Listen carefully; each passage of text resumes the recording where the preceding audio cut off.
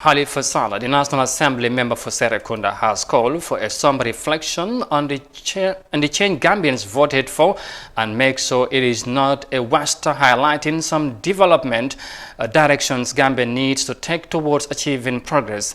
Honorable Sallah made these deliberations during the National Assembly's debate on President Adam Barrow's State of the National Address in Banjul earlier this week. Let's have more details of that in this report. Reflecting on the president's speech, Halifa describes 2017 as the dawn, while 2020 as the dusk, adding the $2.4 billion needed in the implementation of the National Development Plan. The government has only $183 million in its coffers. He says President Barrow earlier on expressed gratitude to the Constitutional Review Commission, CRC, for the timely drafting of the Constitution and hoped for its adoption, but Sallah does not understand what happened to the draft constitution. On the contrary, I see the president anticipating a third republic and had announced it in his speech that what was derailed was anticipated, a success story of the National Development Plan leading us to the beginning of a third republic. How can there be a third republic without a third republican constitution? How can there be a republic without a constitution? He says the Gambia relies on import and export for its economy, with $80 million on the import yearly and $4 million on rice alone, and says the country needs revenue and tax for survival, but he would like the government to help the parliamentarians understand the resource base of the country and the impact COVID-19 had on that resource.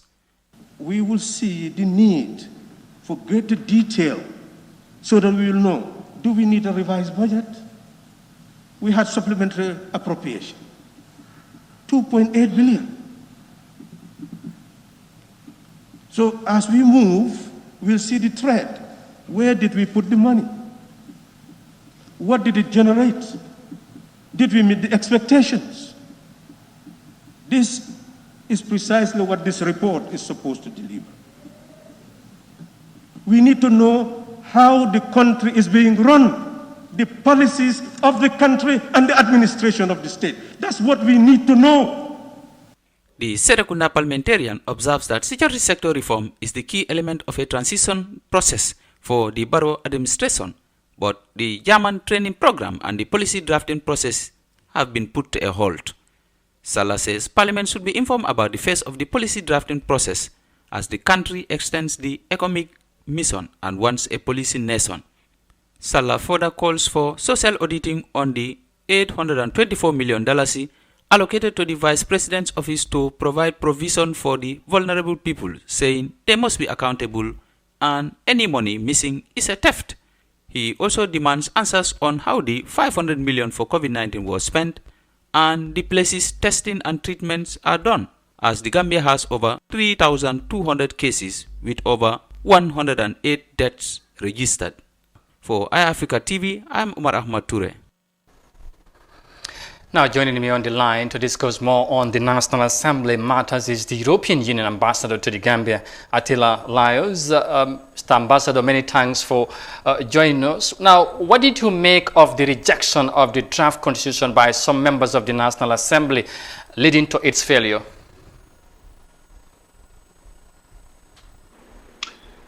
It's a very sobering moment to see that the premature decision was made at the National Assembly, not allowing the draft to be further go through the parliamentary scrutiny and eventually put to the referendum for the Gambian people to decide. Happened what happened. This is democracy in practice.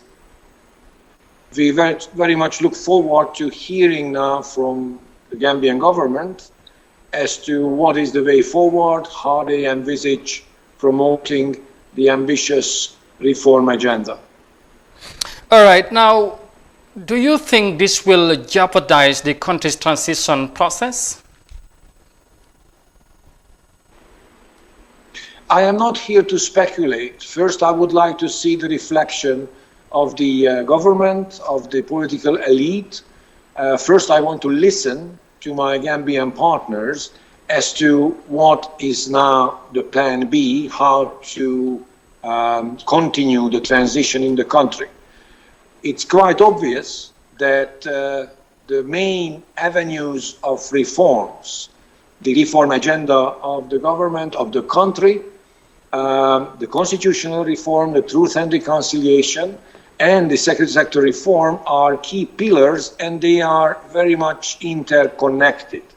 Should there be a halt in the constitutional reform process, in the legal reform process, that may unavoidably have negative impact on the progress in the other two reform processes. So it's very keenly important now to see what is the next step forward.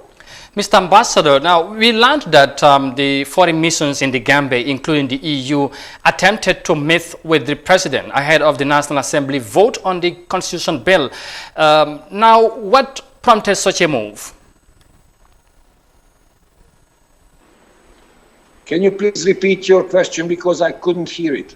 Yeah, what I was saying, we have learned that the foreign missions in the Gambia, including the European Union, attempted to meet with the president ahead of the National Assembly vote on the draft constitution. I was asking what prompted such a move. Well, we issued the EU delegation, the UK High Commission, US Embassy, and the German Embassy. We issued a joint statement, and we intended to deliver the statement and the message or concerns to His Excellency, who last Tuesday had a busy schedule and we couldn't get an appointment with him. But that's the news of the past week. I think the question now is really to see what the government intends to do to promote further the reform agenda. All right, like you said, of course, you talked about the communique, of course, issued by the EU and other foreign missions in Banjul. And of course, you know, like you said, the urging deputies to support the constitution, which was regarded by some parliamentarians and political parties as interfering with national process. Was that movement to meddle into the country's internal affairs? No, obviously not. We did not say what to vote. We actually lobbied for the completion of the parliamentary scrutiny, because the bill failed the voting at the second reading.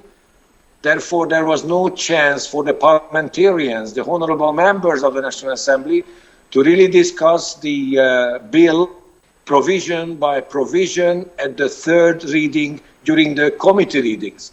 That's why we lobbied for letting the process be complete, the scrutiny process be completed by the National Assembly members. And given the importance of the law, of the draft, the constitution of the country, we also believe that the ultimate decision should be given to the people of the Gambia, the Gambian citizens, to vote at a referendum. This is not interfering under any circumstances with the country's internal politics. This is promoting the principles of democracy, promoting the principles of lawmaking in a proper manner. Yeah, just last question, Mr. Ambassador. Now, finally, of course, what do you think should be the way forward? And is the EU still committed to support Gambia's transitional process despite what happened? As I said, I am not here to tell you how to proceed.